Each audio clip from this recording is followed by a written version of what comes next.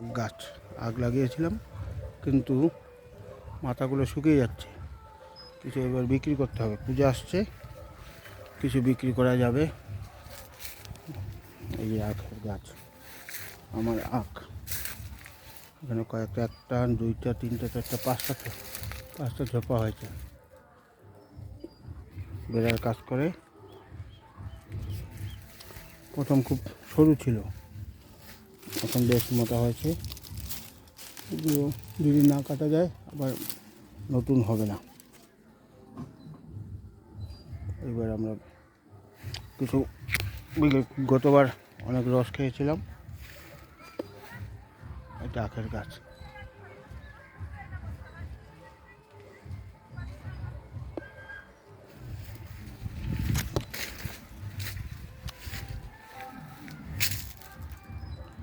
এই যে আবার নতুন ফেঁকা বেরোচ্ছে।